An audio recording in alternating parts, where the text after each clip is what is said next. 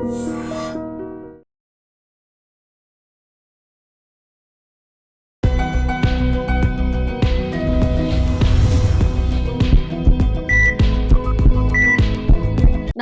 Welcome to healthy conversations with iDream media. నేను మీ Jhansi. So ఈ రోజు మనతో ఉన్నారు వంటింటి చిట్కాలకు కేర్ ఆఫ్ అడ్రస్ అయిన మధుసూదన్ శర్మ గారు. గత 35 ఏళ్లకు పైగా ఆయుర్వేద వైద్యాన్ని అందిస్తున్నారు. మరి గ్రే హెయిర్ గురించి మనం మాట్లాడుకున్నట్లయితే చిన్న వయసులోనే ఇప్పుడు మన అమ్మమ్మలు కానీ పెద్దవాళ్ళు మనకన్నా మేనత్తలు అలా ఉన్నప్పుడు మనల్ని వెక్కిరిస్తూ ఉంటారన్నమాట. చూసావా, నీకు ఇప్పుడే వైట్ హెయిర్ వచ్చింది, నా హెయిర్ చూడు లేదా నా బియర్డ్ చూడు అని అంటూ ఉంటారు. సో ఆహారం పోషక విలువలు ఉన్న తినట్లేదు సరే, బట్ ఇంకేం ఇన్వాల్వ్ అయ్యే ఫ్యాక్టర్స్ దీన్ని అవాయిడ్ చేయడం ఎలా తెలుసుకుందాము. నమస్తే సార్. నమస్తే. గ్రే హెయిర్ రావడానికి, గ్రే హెయిర్ కానీ అబ్బాయిలో అయితే బియర్డ్ కూడా ఇక్కడ అంతా గ్రేగా కనిపిస్తుంది, గ్రే ఆర్ వైట్ అంటే అర్లీ ఏజెస్లో రావడానికి కారణాలు ఏంటి, ఎలా అవాయిడ్ చేసుకోవచ్చు? అండ్ మార్కెట్లో బోల్డ్ అండ్ రకాల డైస్ దొరుకుతూ ఉన్నాయి హెయిర్కి కానీ బియర్డ్కి కానీ, ఎంతవరకు సేఫ్ అంటారు? న్యాచురల్ మెథడ్స్ ఏమైనా ఉన్నాయా? సో మీరు ఈ ప్రశ్న అడిగేసరికి చాలామంది నన్ను గమనిస్తుంటారమ్మా.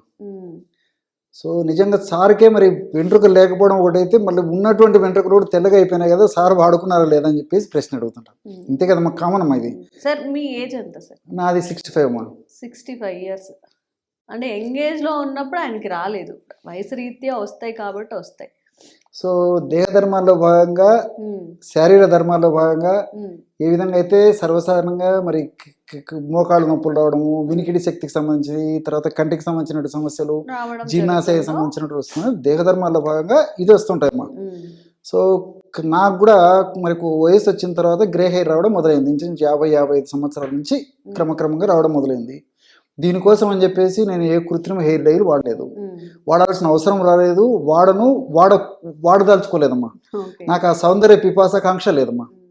కానీ కాలానుగుణంగా మరి ఈ మధ్యకాలంలో వయసు వచ్చినటువంటి వాళ్ళు కూడా వాళ్ళ యొక్క హెయిర్స్ సౌందర్యంగా ద్విగుణీకృతం అవుతూ కోమలంగా సున్నితంగా నిగనిగలాడుతూ ఉండాలనేటువంటి కాన్సెప్ట్తో వయసు ఉన్నటువంటి వాళ్ళు కూడా సౌందర్య ఆకాంక్షతో వాడుతున్నారమ్మా. అలాంటి వాళ్ళు ఇప్పుడు నేను చెప్పుకోబోయేటువంటి ఔషధం వాడుకోవచ్చు. సరే, వాళ్ళదంతా నాణ్యానికి ఒకవైపేమ్మా. కానీ ఈ మధ్యకాలంలో మరి వివిధ కారణాల రీత్యా చిన్న వయసు నుంచే వెంట్రుకలు తెల్లబడడం జరుగుతుంది. దీన్నే గ్రే హెయిర్ అనేటువంటి పేరుతోనూ వైట్ హెయిర్ అనేటువంటి పేరుతోనూ పిలుస్తున్నారమ్మా. సో దేహధర్మాల రీత్యా వయసు వచ్చిన తర్వాత వెంట్రుకలు తెల్లబడడం ఒక ఎత్తు అయితే, మరి చిన్న వయస్సులో ఈ విధంగా వెంట్రుకలు తెల్లబడడం మాత్రం అది అనారోగ్య సూచన అని చెప్పేసి నాకు అనిపిస్తుందమ్మా. ఎందుకంటే మరి చిన్న వయస్సులోనే వెంట్రుకలు తెల్లబడ్డాయంటే లోపల ఏదో అనారోగ్యమైనటువంటి పరిస్థితి ఉన్నప్పుడే అలా జరుగుతుంది. అంటే పోషకాహార లోపం కారణం కావచ్చు, మానసిక ఒత్తిడి వల్ల దేహంలో జరిగేటువంటి కొన్ని రకాలైన రసాయనిక మార్పుల యొక్క ప్రభావం చేత ఈ యొక్క కారణం కావచ్చు. అదేవిధంగా మరి సూర్య భగవానుడు ప్రత్యక్షంగా దర్శనమిస్తూ నా యొక్క ఆశీస్సులు అందుకోండి అని చెప్పిన మరి చాలామంది సూర్యభగవాని యొక్క అనుగ్రహానికి ఆశీర్వాదానికి నోచుకోలేకపోవడం చేత మన దేహంలో డి విటమిన్ అనేటువంటి యొక్క విటమిన్ ప్రభావము, డి విటమిన్ తగ్గిపోవడం చేత కూడా ఈ వెంట్రుకలు తెల్లబడడం జరుగుతుందమ్మా. సో ఇట్లా అనేక రకాల కారణాలు, జీర్ణ వ్యవస్థకు సంబంధించిన కారణాలు, అదేవిధంగా వాతావరణ కాలుష్యము, ఇలా వివిధ రకాల కారణాలు ఇచ్చే చిన్న వయస్సులోనే ఈ యొక్క సమస్య కలుగుతుంది. మరి చాలామంది ఏం చేస్తున్నారంటే దాదాపు 100% మంది లేదా 95% మందికి పైగా అని కూడా చెప్పుకోవచ్చుమా. సో చిన్న వయసులో వచ్చినటువంటి వాళ్ళకు ముఖ్యంగా చెప్పుకోవాలంటే వాళ్ళకు వయస్సు కనపడకుండా ఉండేందుకు ఏం చెప్పంటే కోటింగ్స్ మొదలు పెట్టుకుంటున్నారు. అంటే తాత్కాలికంగా ఆధునిక కృత్రిమ డైస్ వాడుకోవడం వల్ల తాత్కాలికంగా ఉపయోగపడవచ్చేవి, కానీ మరి అది శాశ్వతమైనటువంటి పరిష్కారం ఆ వయస్సు వాళ్ళకు మాత్రం కాదమ్మా. పెద్ద వయస్సు వాళ్ళకి అప్పుడప్పుడు వాళ్ళ కోటింగ్ తప్పదు, అవసరాన్ని బట్టి వాళ్ళ ఇష్టము. సో హెయిర్ డైస్ వాడము ఏమాత్రము క్షేమదాయకం కాదు, ఆరోగ్యదాయకం కాదు, ఆమోదయోగ్యం కాదమ్మా. సో హెయిర్ డైస్ వాడుకోవడం వల్ల మరి కొంతమందికి ఎలాంటి ప్రాబ్లము లేకపోవచ్చు, కానీ కొంతమంది కొన్నాళ్ల పాటు లేకపోతే ఎక్కువ శాతం మంది కూడా మరి హెయిర్ డైస్ వల్ల రకరకాలైన సమస్యలు వస్తాయమ్మా, సైడ్ ఎఫెక్ట్స్. అంటే హెయిర్ లాస్ కావడము, చుండ్రు రావడము, అదేవిధంగా మరికి వెంట్రుకల్లో తెల్ల మచ్చలు రావడము, నల్ల మచ్చలు రావడము, తర్వాత కొన్ని రకాల స్కిన్ అలర్జీస్ రావడము. కొంతమందికి అయితే కేవలం వాసన వల్లనే ఈ దగ్గు, ఆయాసము, తుమ్ములు ఇలాంటి సమస్యలు కూడా వస్తుంటాయమ్మా. సో ఇలాంటివి రావడం, ఇలాంటివన్నీ జరుగుతుంటాయి. కాబట్టి మరి ఇంటర్నల్గా మనం రెక్టిఫై చేయగలిగితే మనం ఈ సమస్యలు చిన్న వయసులో రాకుండా అరికట్టవచ్చు. ఒకవేళ వచ్చినప్పటికీ క్రమక్రమంగా ఆ సమస్యను తగ్గించుకొని మళ్ళీ ఆ సమస్య చిన్న వయసులో రాకుండా కూడా కాపాడుకోవచ్చు మా. అసలు ఈ యొక్క వెంట్రుకలు తెల్లబడడం అనేటువంటి సమస్య ఎందుకు కలుగుతుందంటే మా, హెయిర్ రూట్స్లో మెలనిన్ అనేటువంటి రంజక పదార్థము సరిగా ఉత్పత్తి కాకపోవడం చేత కానీ, ఉత్పత్తి అయినటువంటి రంజక పదార్థము సరిగా పనిచేయకపోవడం చేత కానీ కలుగుతుంటుంది అనమాట. ఆ మెలనిన్ అనేటువంటి రంజక పదార్థము బాగా ఉత్పత్తి అయ్యి అది బాగా పనిచేస్తే మనకు వెంట్రుకలు చిన్న వయసులో తెల్లబడకుండా ఉంటాయన్నమాట. మరి మెలనిన్ అనేటువంటి రంజక పదార్థం ఉత్పత్తి బాగా జరిగేట్టు చేసుకోవాలంటే ఇప్పుడు మనం చెప్పుకోవేటువంటి ఆహార పదార్థాల యొక్క ఔషధం, ఆహార పదార్థాలతో చేసుకున్నటువంటి ఔషధం చాలా చక్కగా పనిచేస్తుంది. ఆ ఔషధాన్ని ఎలా తయారు చేసుకోవాలంటే మా, కరివేపాకు తెచ్చుకొని శుభ్రంగా కడిగేసేసి తుడిచేసేసి బాగా ఎండబెట్టేసేసి పౌడర్ లాగా తయారు చేసుకొని ఒక 50 గ్రామ్స్ కరివేపాకు పొడి తీసుకోవాలి. అట్లే ఉసిరి పొడి, దీన్ని ఆమ్లా పౌడర్ అంటారమ్మా, మనకు మార్కెట్లో దొరుకుతుంది. ఉసిరి పొడి ఒక 50 గ్రామ్స్ తీసుకోవాలి. అట్లే అశ్వగంధ పొడి, అశ్వగంధ చూర్ణం, ఇది మనకు మార్కెట్లో దొరుకుతుంది. ఇది ఒక 25 గ్రామ్స్ తీసుకోవాలమ్మా. ఈ 3 పదార్థాలు కలపడం వల్ల బ్రహ్మాండమైనటువంటి ఈ యొక్క గ్రే హెయిర్ నుంచి బయటపడేందుకు ఉపయోగపడేటువంటి ఔషధం రెడీ అయిపోతుంది. ఈ విధంగా తయారు చేసుకున్నటువంటి ఔషధాన్ని మరి చిన్న వయసు వాళ్ళైతే ఒక 1/2 టీ స్పూన్ సరిపోతుంది. అంటే ఒక 25 సంవత్సరాలు 30 సంవత్సరాలు దాటినటువంటి వాళ్ళైతే, కాస్త వయస్సు ఉండి సమస్య మరీ ఎక్కువగా ఉండి కొంచెం వెయిట్ ఉన్నటువంటి వాళ్ళైతే 1/2 టీ స్పూన్ వరకు కూడా వాడుకోవచ్చమ్మా. సో 1/2 టీ స్పూన్ నుంచి 1/2 టీ స్పూన్ వరకు రోజు ఒక్కసారి ఉదయం కానీ సాయంత్రం కానీ రాత్రి కానీ తేనె వాడదగినటువంటి వాళ్ళందరూ కూడా కాస్త తేనెతో కలిపి తీసుకోవచ్చు. తేనె వాడకూడనటువంటి వాళ్ళైతే ఒక 50 ml నీళ్ళలో కలిపి తీసుకోవచ్చు, లేదా 100 ml నీళ్ళలో కలిపి తీసుకోవచ్చు, లేదా పాలల్లో కలిపి కూడా తీసుకోవచ్చు అమ్మా. 50 to 100 ml మిల్క్. ఈ విధంగా రెగ్యులర్గా తీసుకోవడం వల్ల నేను ఇంతకుముందే చెప్పినట్లు హెయిర్ ఫాలికిల్స్లో మెలనిన్ అనేటువంటి రంజక పదార్థం బాగా ఉత్పత్తి సమర్థవంతంగా పనిచేస్తుందమ్మా. ఎప్పుడైతే ఆ పదార్థం బాగా ఉత్పత్తి అవుతుందో ఈ సమస్య తగ్గిపోతుంది.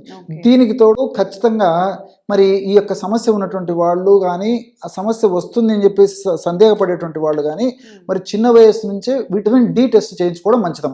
అట్లీస్ట్ సంవత్సరానికి ఒకసారి చేయించుకోవడం చాలా చాలా మంచిది.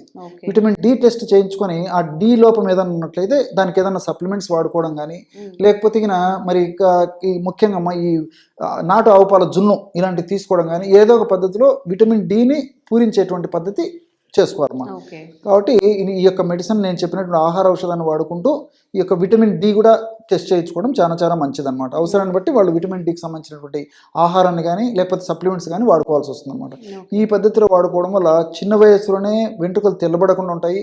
ఒకవేళ తెల్లబడినప్పటికీ అవి క్రమక్రమంగా పోయి మళ్ళీ వచ్చేటువంటి వెంట్రుకలు నల్లగా వచ్చేటువంటి పరిస్థితి ఏర్పడుతుందమ్మా.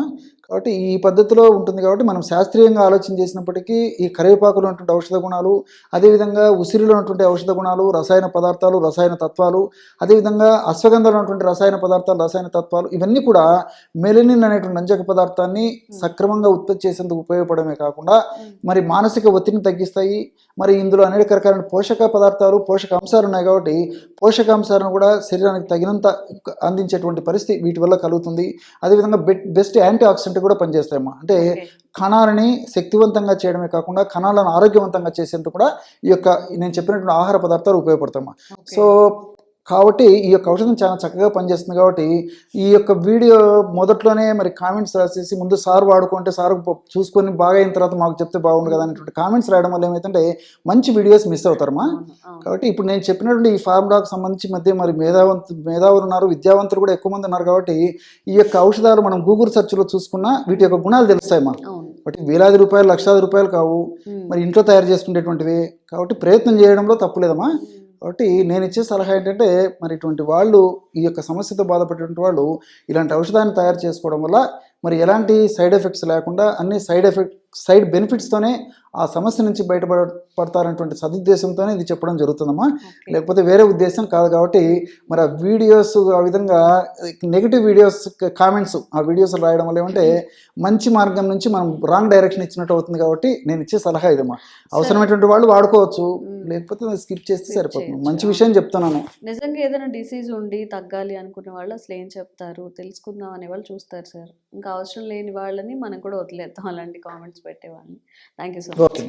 And for more videos, please subscribe to iDream. Please subscribe to iDream. Please subscribe iDream. And please subscribe to iDream. For more videos, subscribe to iDream. please like, share and subscribe to the channel. Congratulations, iDream. Subscribe to iDream. Subscribe to iDream.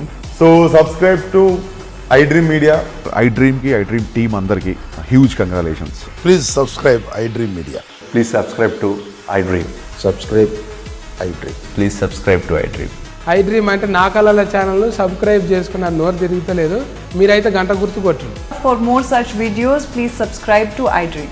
Subscribe to iDream. Please subscribe to iDream. Please subscribe iDream Media. Please do subscribe to iDream. Please subscribe to iDream Media. For best entertainment and information, please subscribe iDream. And don't forget to subscribe to iDream.